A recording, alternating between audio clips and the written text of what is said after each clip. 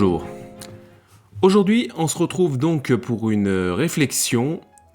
A-t-on besoin de la philosophie aujourd'hui ? Philosopher, ça ne sert à rien.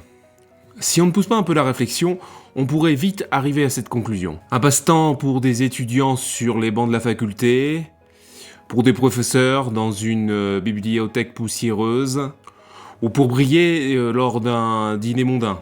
Pourtant, la philosophie devrait certainement être dans le quotidien de chaque personne, et non une discipline réservée à quelques spécialistes. Peut-on vraiment se passer de réfléchir aujourd'hui entre fausses informations, idéologie, intelligence artificielle ? Dire que nous avons plus besoin que jamais de philosophie aujourd'hui serait peut-être un peu exagéré. Mais sur bien des points, cette discipline apparaît plus que nécessaire dans nos quotidiens. Analysons donc quelques philosophes et leurs pensées pour nous rendre compte du caractère universel et intemporel de ces questions. Débutons par Socrate.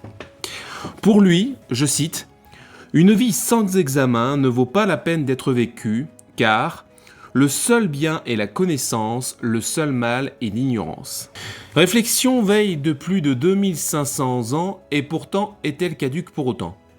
La modernité et son apport de confort a-t-elle répondu à nos défis existentiels ?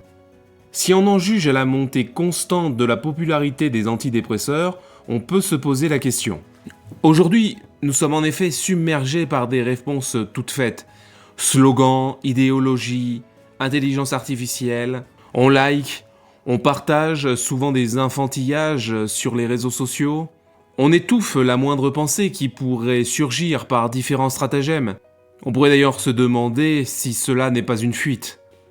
Je rappelle ainsi que les différentes drogues sont en explosion en Occident. Mais vient la question, que cherchons-nous à fuir ? Combien de fois vous êtes-vous réellement arrêté pour prendre le temps d'une réflexion construite ? Prendre le temps de discuter réellement avec quelqu'un de sujets importants.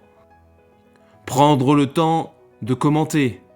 Pas simplement une réaction avec un emoji, mais une vraie réflexion structurée.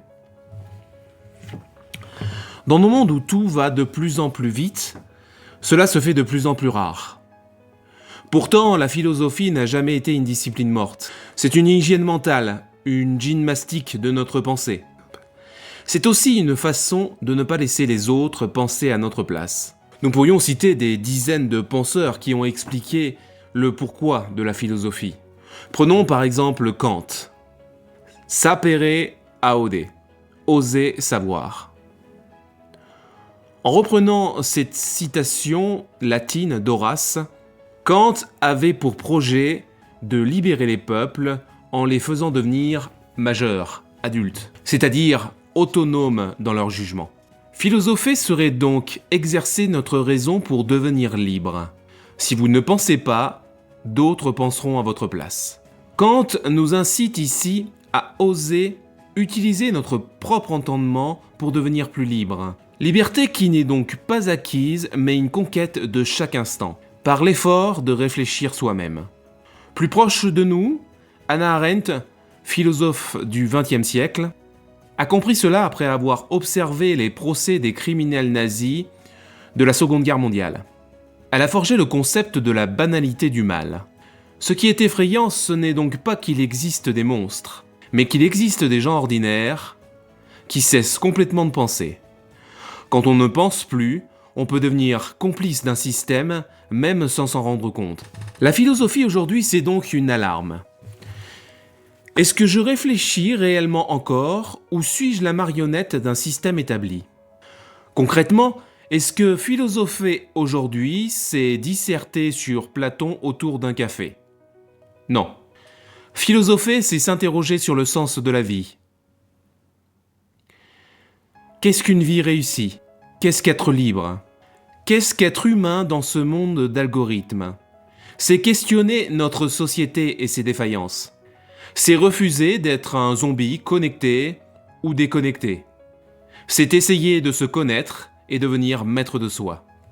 Voilà pourquoi nous aurons toujours besoin de philosophie, quel que soit le lieu ou l'époque. Pas simplement comme un mauvais souvenir de lycée, mais comme une partie intégrante de notre nature humaine.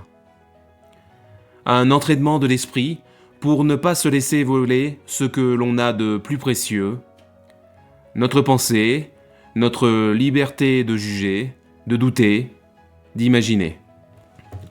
À l'heure actuelle, de nombreuses personnes se sont mises à l'activité physique, avec la randonnée par exemple, ou la salle de sport. Alors à quand cet entraînement de notre esprit ? Et vous, pensez-vous que l'on peut vivre sans philosophie ? Que ce n'est qu'une affaire d'intellect de salon ? Développez votre sens critique, développez votre analyse en commentaire, aimez, partagez si vous voulez qu'on continue à débattre de ces questions ensemble. Et surtout, gardez cette question vivante. Et si on reprenait le temps de penser ? Je vous remercie, à bientôt.